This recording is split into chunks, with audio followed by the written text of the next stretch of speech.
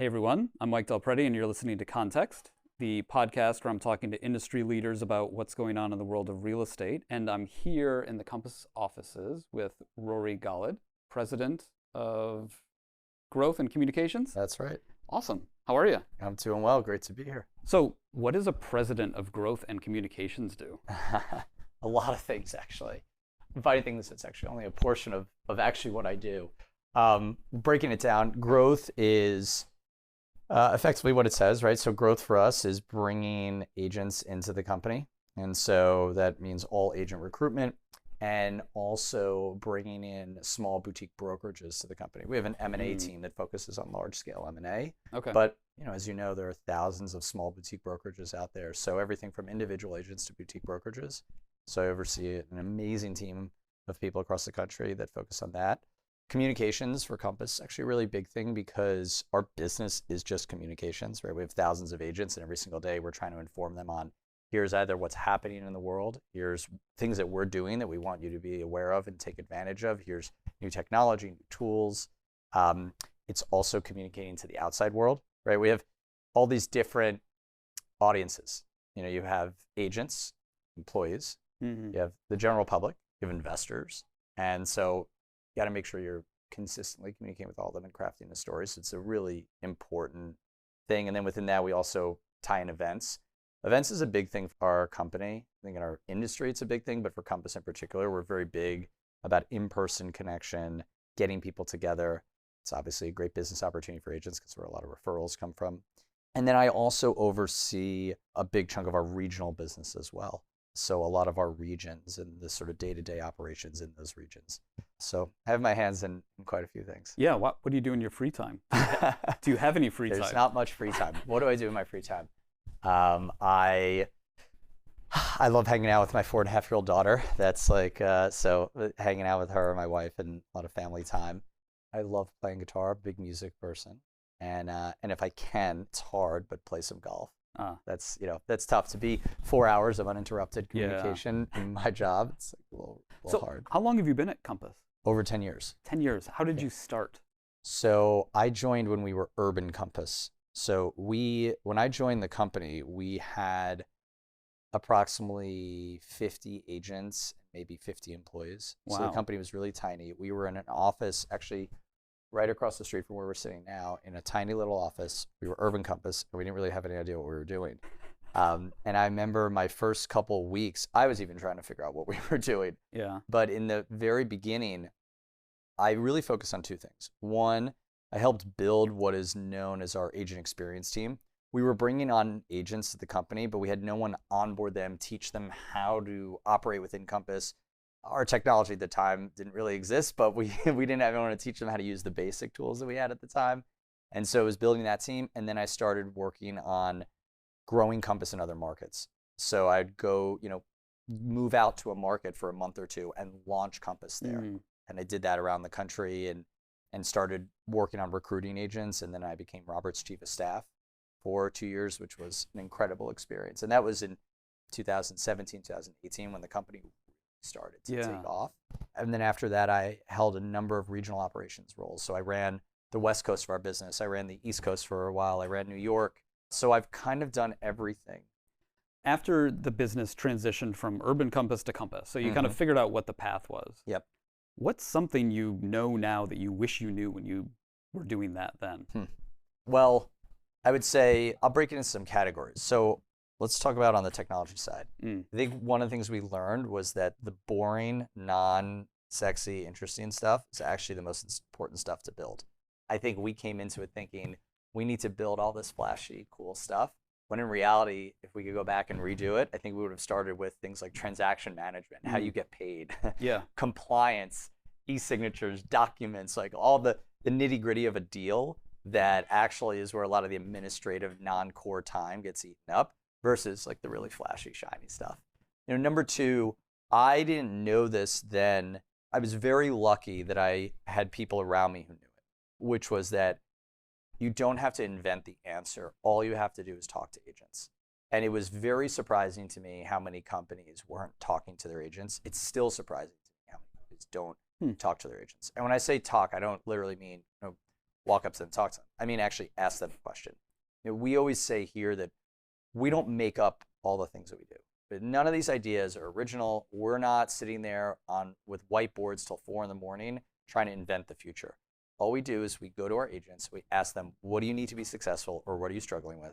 And what we're really good at, I think, is listening to them and then taking that and turning it into action. Everything that Compass has ever launched that's been successful and people have talked about came from agents. Compass Concierge came from agents. The actual technology we built, which products to build, where to focus, how they look, how they work, came from agents. Is there a product you built that you wish was more successful, got more traction? It's interesting. I think there were some things that came out a little too early. We used to have this thing, it was called Concierge Lens, right? So Compass Concierge, really popular program where we front load the costs of home improvement services.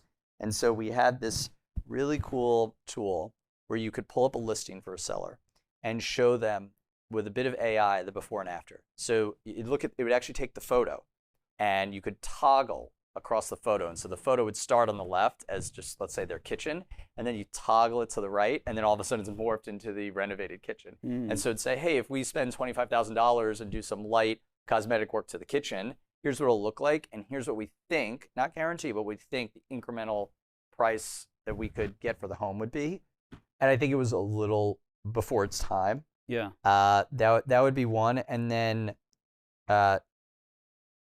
the early days of CRM, when we first launched CRM, I think we were thinking about it more so just as a individual focus versus the need for teams to use CRMs in very different ways as they operate very differently. So I would say those would be two. And the third thing I learned after a couple years, and we took this for granted, I think, when the company was small, was that culture is everything. It matters more than technology, than referrals, than anything.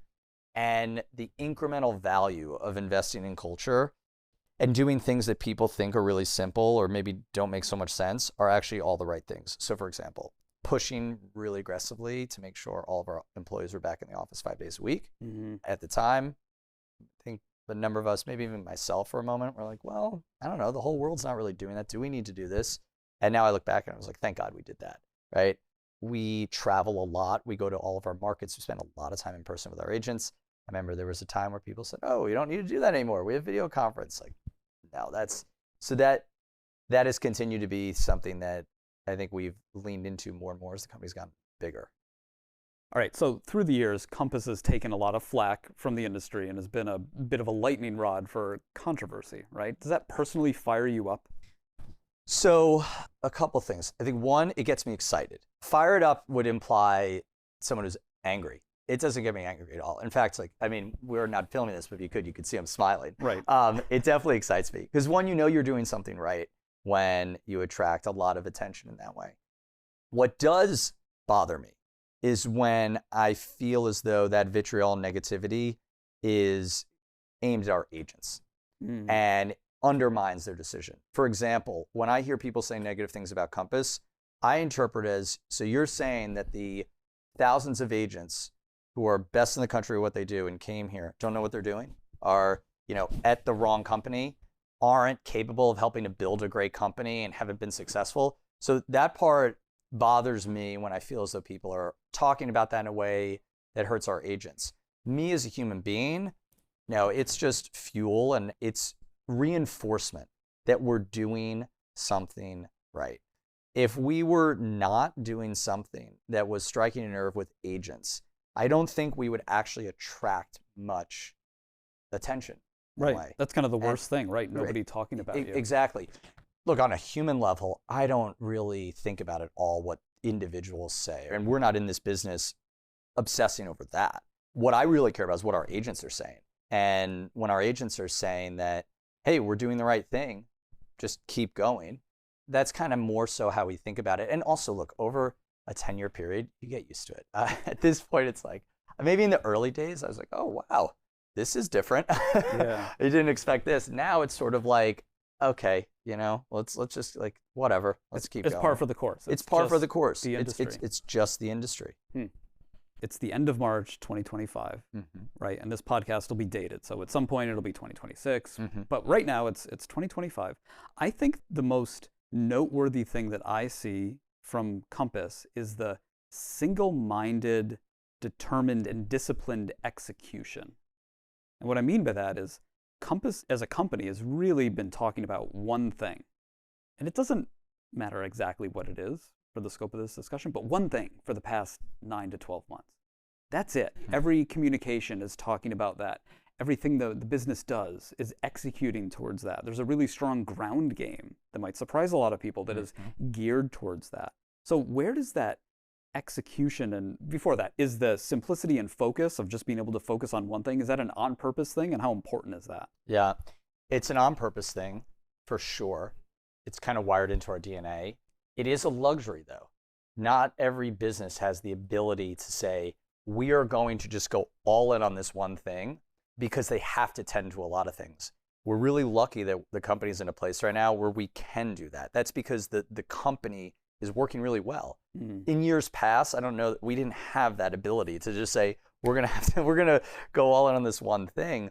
And so now, because the technology is the most powerful technology platform that's ever existed for real estate agents, because our offices are full, our staff is in 5 days a week, the culture is strong, the human support is great, the brand is well known.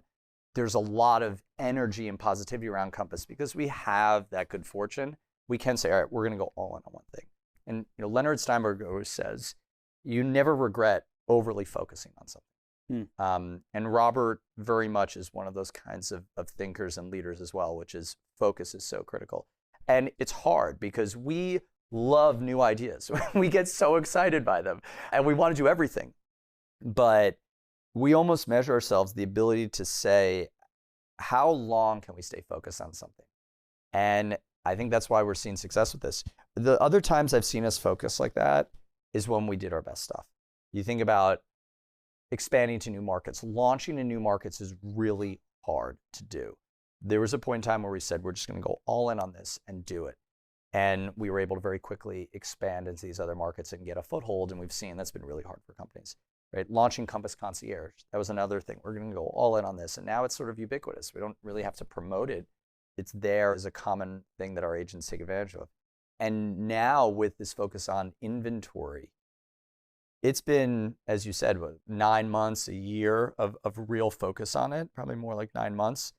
And I think that's one of the reasons why it's really taking off. And how do you distill that down to the organization? Right? Yeah. So this is where I think the communications part comes in.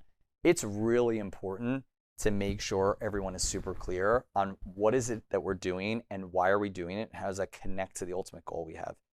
Companies are confusion machines, right?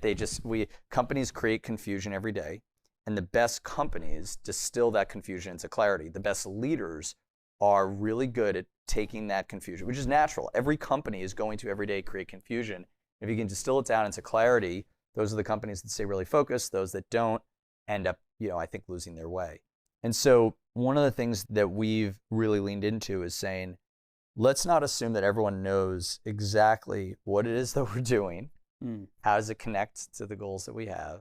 And how does the work that everyone does contribute to that? So a lot, as you mentioned, we have a pretty significant ground game, if you will, of how do we make sure that everyone at the company knows what is it that we're talking about.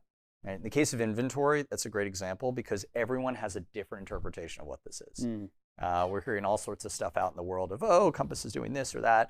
We're saying, no, this is what we're doing. This is exactly when we say it, this is what we're talking about. And being incredibly clear. Almost saying it so many times that people are like, I got it. Enough, I got it. Then connecting that to, okay, if we are successful here, here's what the world looks like. Right? If you're an agent and you're able to successfully help your clients pre-market homes, well, one, here are the financial implications for them. Here are the stats, but also here's what it could look like in terms of the experience you can create for them. Here's what it can look like for your business. And then it's, if we're successful at doing this, what kind of value can we create for agents at scale and for homeowners? And if you do that enough, all of a sudden it naturally starts to build on its own momentum. So right now, a lot of the momentum around our inventory strategy is being driven by our regions, our local offices. It's not me or Neto or Robert necessarily. We're the people that people hear speak about it. But the day-to-day success of it is being driven by the local employees and agents in every one of our offices. So we had to jumpstart it, and now they're running with it. And then at any point in time, people can get fatigued. They're like, okay, we've been doing this for a while. Now what about the next thing? Mm-hmm. And that's when you be like, no, we got to keep going. Yeah. And it helps when the initiative is successful. Everything I just described, if what you're trying to do doesn't actually work, that's really hard. Think about 2022. That was a year the market really turned. We all know what happened there. We had to, right-size the business to kind of meet the moment. The fact that revenue was, for the whole industry, was dropping significantly. So we had to get everyone focused on, okay, here's what we're doing. Here's why we're doing it. And here's how it connects to the ultimate goal. Well, we were lucky that we were really focused on it. And then after a while, it was like, oh, wow, we're starting to see we're coming out the other side of this and we're stronger, we're better. So you need a little bit of luck to get to that next point. Yeah, it's really interesting. I mean, I'm a big fan of focus. And what I'm hearing, what I'm digesting as you say that, I had a podcast with Damian Eales, the CEO of Realtor.com. And what I loved out of that was his focus on focus, right? He was saying, we can only do so many things. We're going to choose the ones that are most important for us, most impactful, and we're going to focus on that. What I hear you adding to that conversation is it's not enough to just say, oh, we're focusing on this. This is what we're doing. It's that constant communication over and over and over. And the context. This is why we're doing it. Over and over. This is the impact over and over. Robert's executive coach once said, people don't hear the things you're saying. You think you're saying one thing and people hear something different. And I think in that situation, he was talking more about for a CEO, right? Like, things might seem so clear to you, but not to others. So you need to over communicate in a way that might seem a little redundant and like overkill, but it isn't.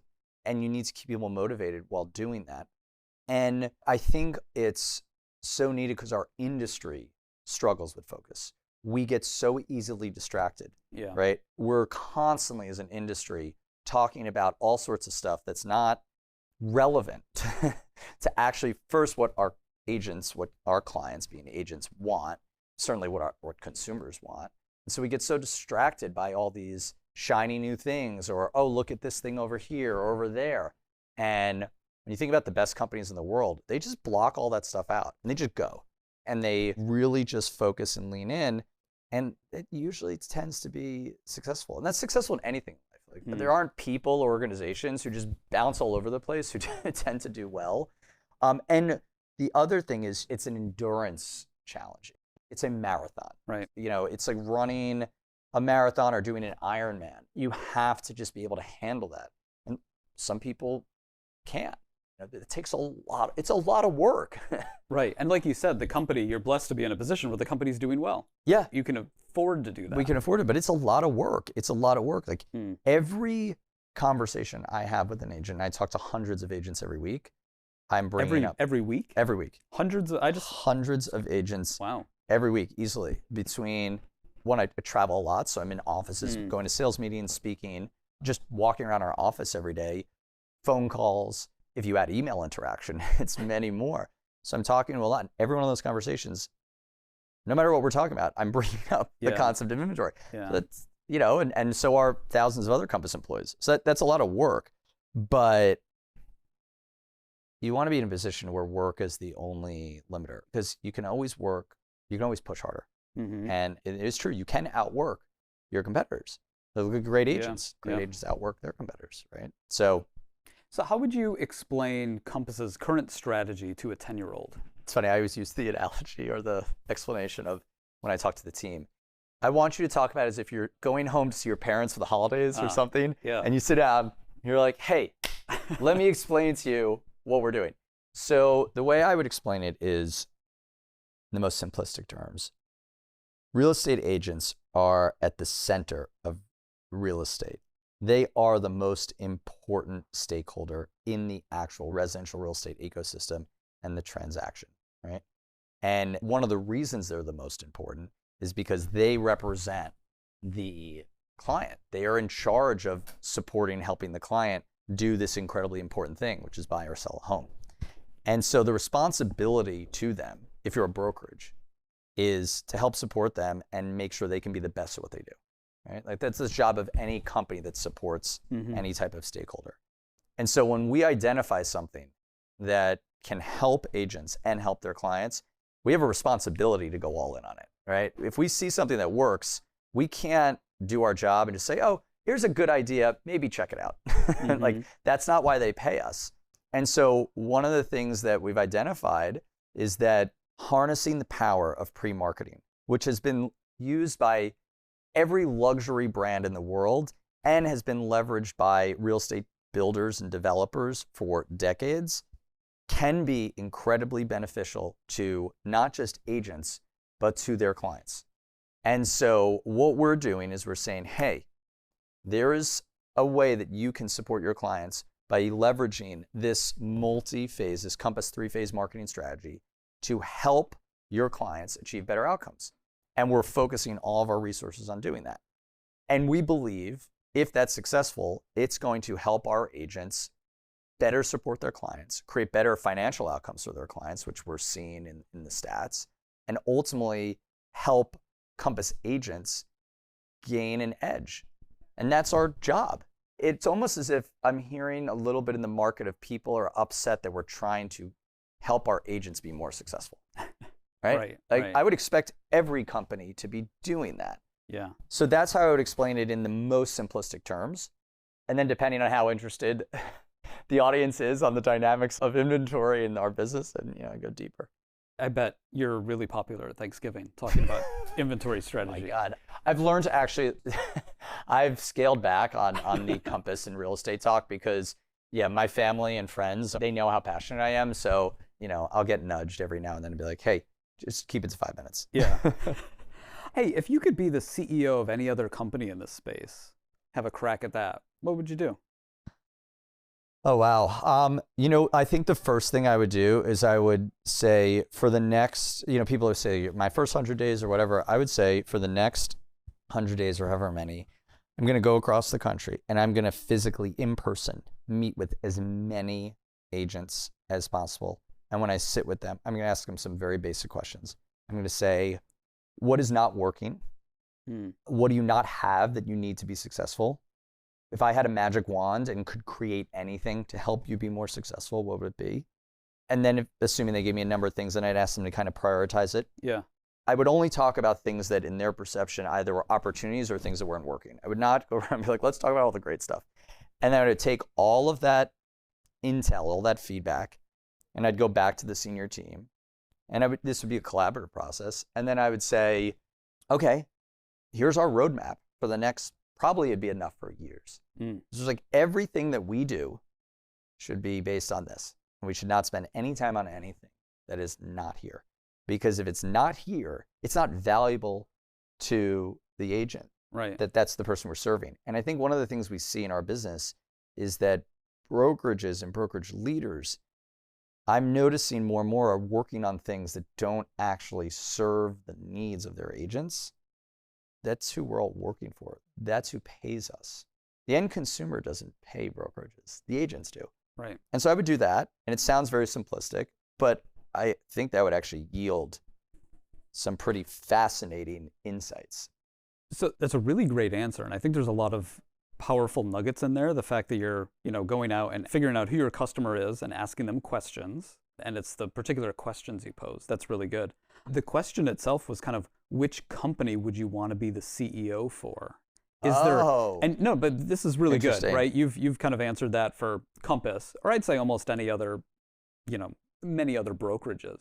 But is there another company in the space that you'd be interested in having a crack at running?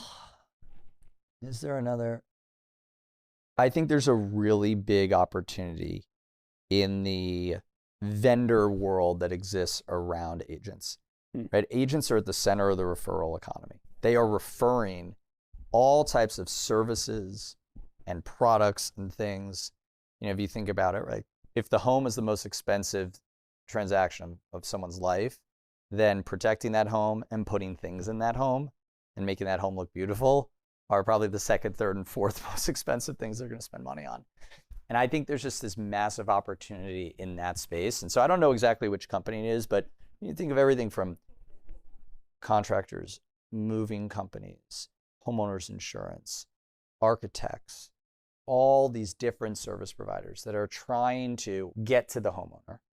And the homeowner is trying to actually find the best people there. Right. When I see that, I see, well, wait a sec, the agent is actually right in the middle of it. They can be the connector. They're the ones who know in their local market who are the best service providers, and then they know the clients, so they know what they need, and they can be at the center of that. And if there was a way to actually connect them, one, it could create for a way better experience for the consumer. Right? Just think about any time you've ever needed advice on a service provider or a product for your home. It's very difficult to actually find what you need effectively and efficiently.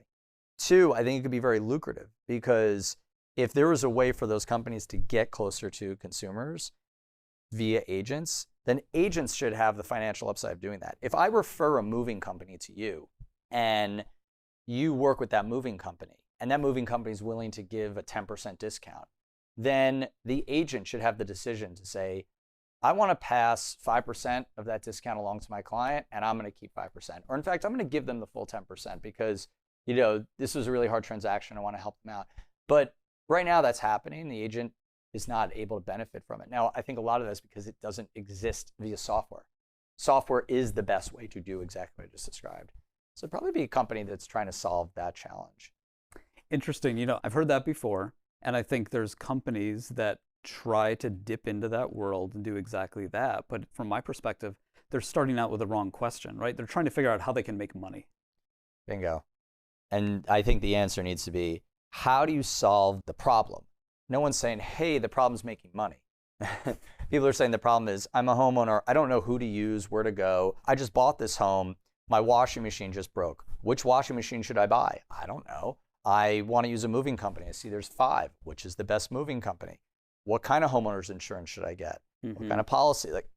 And agents know the answers to all this. Right.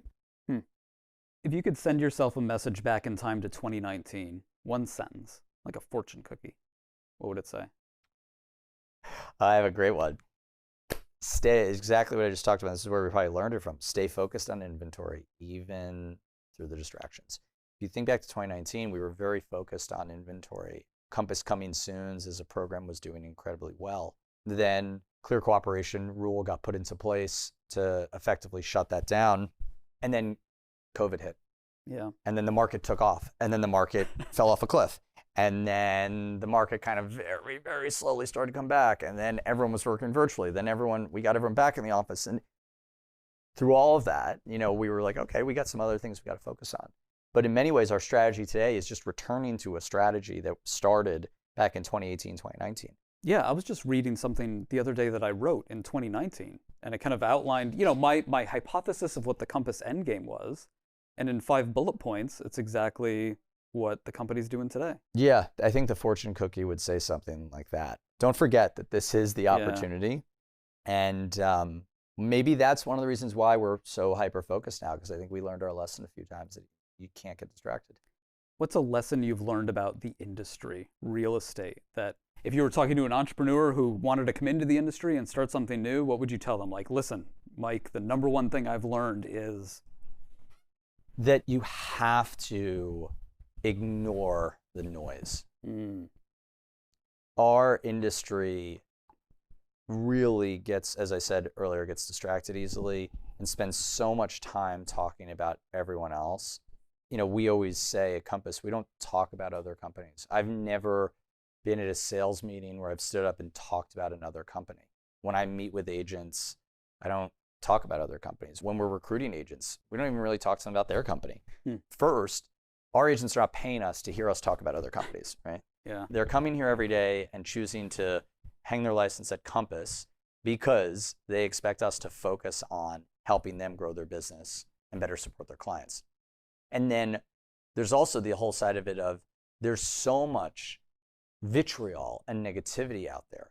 You don't see this in other industries, right? In banking, and maybe this is the case, I haven't seen it. I doubt, Goldman Sachs is going out there and going to all of their employees in the field and telling them how bad JP Morgan is. And I don't think they're calling JP Morgan bankers and saying, JP Morgan's really bad. In fact, I heard a rumor, they're going out of business. So you should come to Goldman Sachs tomorrow. Wow. They just focus on themselves, right? Yeah. Chanel doesn't take out ads saying that Prada is terrible. They just focus on creating great experiences for their clients, building great products, having great stores. And I think a lot of the reasons why people sometimes look negatively upon our industry is because of some of those dynamics. And we've lost this essence of competition. We can all coexist and compete.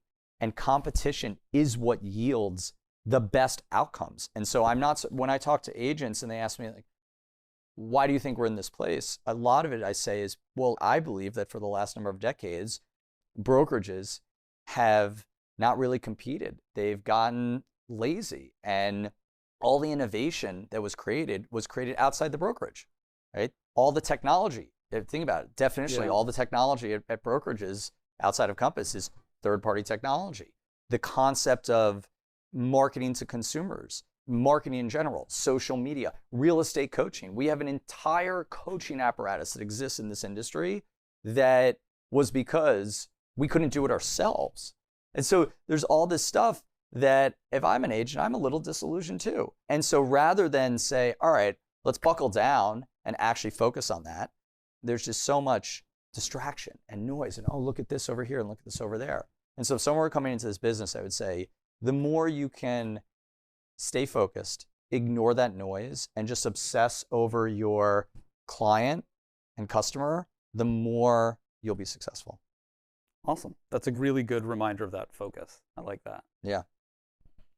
All right. I'll let you get to your meeting. Is there any closing thoughts before we wrap up? Closing thoughts. Wow, there's so much going on right now. There's so much going on. I think that, now that we've kind of, as a company, right, I look at Compass, as I said, we're really fortunate and we don't take that for granted that we're in a really good place as a company. And we're pushing hard every day to get better and better.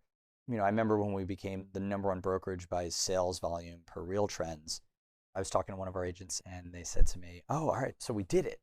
We did it. We're there. And I was like, by that metric, sure. But in many ways, like, I really do feel like we're just starting. And people say this all the time and it's a little cliche, but I really don't think so. I think we're now just starting to see the impact of all the things that we have built and created. And they're all kind of concentric circles working within each other. And that's why I think the next couple of years are going to be really exciting. The market will do what the market does. We can't control that.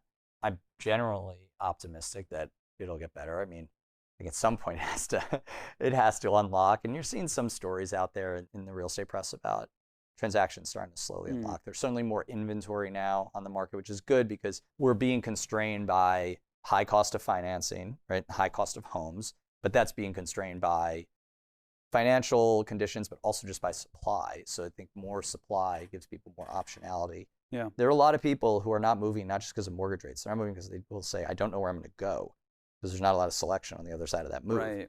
So I think those dynamics, as they open up, you'll see just that rising tide will lift all boats.